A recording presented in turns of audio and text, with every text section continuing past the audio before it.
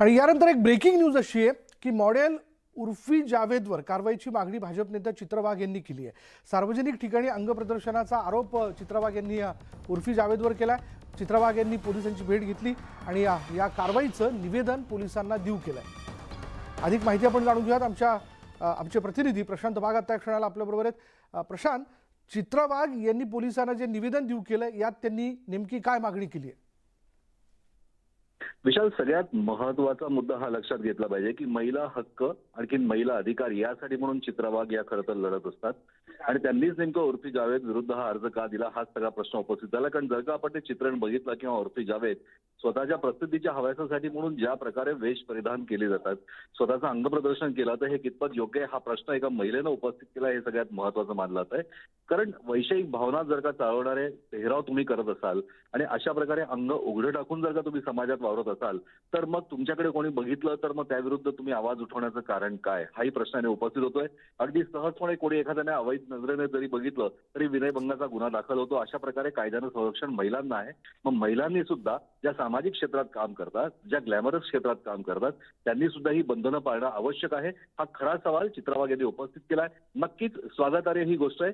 Police आयुक्त विवेक फणसळकर यांनीही हा विषय गांभीर्यानं घेतलेला आहे आणि उर्फी जावेद या विरुद्ध नक्की कारवाई होणार असे स्पष्ट संकेत मुंबई पोलीसही देतात। आणखी त्याचबरोबर अशा प्रकारे जे कोणी वागत असेल किंवा पेहराव वापरत असेल त्यांना सुद्धा तंबी देण्याचं काम मुंबई पोलिसांकडून नक्कीच केलं जाणार ही माहिती आपल्याला समजते। विशाल, धन्यवाद प्रशांत या सगळ्या तपशिलाबद्दल।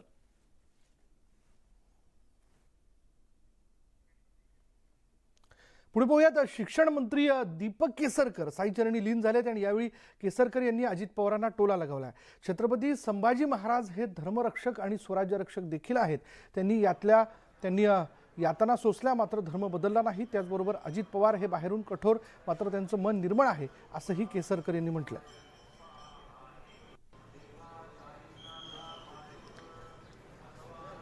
दीपक केसरकर यांनी साईंचं दर्शन घेऊन यावेळी माध्यमांशी बोलताना प्रतिक्रिया देऊ केलेली आहे। त्यांनी असं म्हटलेलं आहे की छत्रपती संभाजीराजे हे स्वराज्य रक्षकही होते आणि ते धर्मरक्षकही होते आणि असं म्हणत त्यांनी अजित पवार यांना टोला लगावलेला आहे। अजित पवारांनी या संदर्भातलं विधान केलेलं होतं, वक्तव्य केलं होतं अधिवेशनामध्ये आणि त्यानंतर मोठा वाद निर्माण झाला। पुण्यात देखील आपण पाहिलं पतित पावन संस्थेनं या विरोधात निदर्शनं केली। याविषयी खुद्द शंभूराज देसाई यांनी दुसरा सांगेत तत्वज्ञान आणि स्वतः कोरडे पाषाण असा टोला जो तो अजित पवारांना लगावलेला होता। शंभूराज देसाई यांनी देखील या ठिकाणी म्हटलं होतं की ते धर्मरक्षकही होते आणि स्वराज्य रक्षकही होते आणि आता दीपक केसरकर यांनी देखील या विषयाला घेऊन आपली प्रतिक्रिया व्यक्त केली आहे।